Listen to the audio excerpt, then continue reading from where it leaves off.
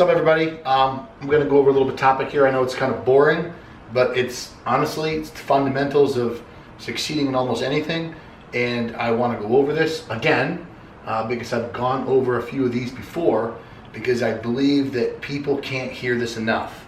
Because in my opinion, working with clients, even racing motocross my whole life and seeing other people who did well, other people who didn't, and just really in all walks of life or interest in competitive sports, I feel that some of these things are often overlooked and they're so basic, meaning the basic things are overlooked and people are paying attention to expensive equipment, expensive supplements, crazy tricked out training programs and diet protocols, when they really don't have the fundamentals to carry out any of them or to utilize and maximize those potential of those items and protocols and ideas.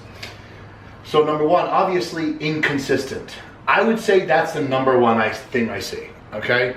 People are inconsistent. It's, in other words, do you have the ability to, say, get up every day between 6 a.m. and 7 a.m. for 6 months? Could you possibly do that? Could you stick with 4 meals per day or 5 meals per day for 12 months? Could you train and stick to your training protocol for 12 months? So a lot of the times people feel that if they're not 100% on a particular program, they give up for a weekend or they give up for a week, and then they say, oh, well, if I can't really be 100%, I'm not going to make progress, so screw it, I'm not going to do any of it. And that's where you have that yo-yo effect.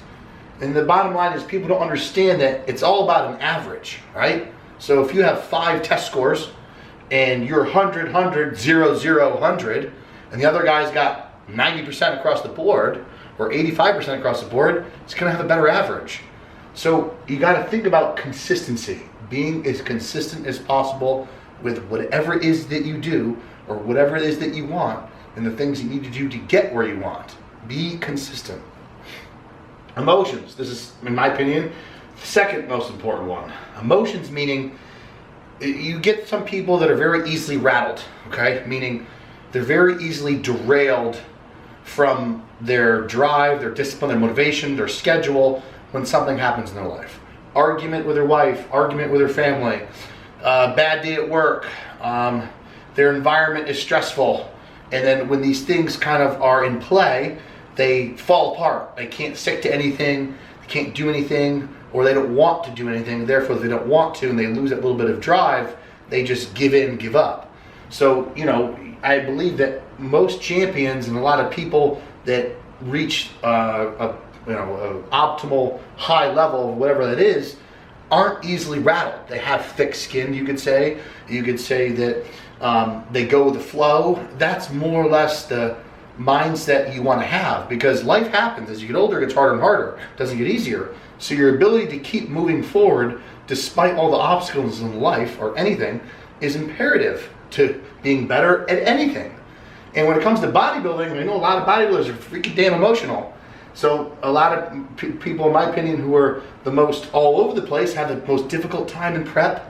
They get in their own head, they're making emotional decisions, they might fall off the diet and then do double the cardio or whatever have you not. Emotions, get it under control. Expectations, unrealistic expectations as far as their perceived their perceived ideology of what they should receive for their effort put forth. So you hear people say, oh man, I've been 100% for 4 months and I thought I was going to gain 10 pounds of muscle. This is stupid. I'm quitting. Or whatever. So people want to know, well, hey, if I stick with this training program, I stick with this diet, will I put on 20 pounds in a year? Well, we know the answer. All those experienced people out there know the answer to that. Who knows? All you could do is provide the environment, and you do all the things, dot your I's, cross your T's, and be consistent as possible. And the rate of result you get varies from person to person, of course. So expectations, being flexible. I say have flexible expectations. Your expectations should be to be consistent, to not be derailed emotionally. Expectations shouldn't be something where gaining 5 pounds in 2 months, gaining 20 pounds at the end of the year. And then if you don't do it, it sets you up for this catastrophic disappointment. You don't have any of that. I'll tell you personally, quickly, When I got into bodybuilding, I just got into bodybuilding because I love the lifestyle, I love training, and I just wanted to train with lifestyle and compete. I was never like, I'm going to be a heavyweight in 3 years. I'm going to be a pro in 5 years. I'm going to do this. I had none of that. It was all tiny, small goals. First show, goals to do my first show. I wanted to be shredded as I ever had before. Did it. Didn't do very well. All right, my next goal now is to place top 5 in my next show. Next show, I won and I moved up a weight class. But that wasn't the intention. The intention was just, I want to get better for the next year. I didn't have a set number or specific thing that I was shooting for. I just knew what I needed to do consistently, ignored the crap in life that tries to derail you, and my expectations were to keep myself to that, and then everything kind of plays out. Expectations can be very dangerous because they stir up negative emotions. Negative emotions create inconsistency. As you can see, they're all tied together. 4, you get some people that constantly search for motivation by changing training programs, changing coaches when they don't need to, changing gyms, trying to do anything they can to search for motivation so they can be consistent. And the bottom line is, I hate to break it to you guys, is motivation gets you going, discipline keeps you going. I'll tell you, like, I'm in the off season now, and like, I don't feel wonderful. It's not fun eating 1,000 carbs a day, but I still do it. I just wake up, meal 1, okay, meal 1's done. Meal 2, okay, meal 2's done. Then it's done, it's done. Don't think that like people, bodybuilders or anybody at a top level were like, I can't wait to go do whatever and train my ass off. I can't wait to eat all my food every single day, 365 days a year. Nobody's like that. And I think that's the big misconception you have with all these stupid IG videos and beast mode videos and motivation. It's not about motivation, guys. It's about exercising discipline. Everybody has potential to be disciplined. You just have to work at it over time. I'll tell you, I wasn't disciplined for shit when I was a kid. Not at all. I couldn't stick to anything.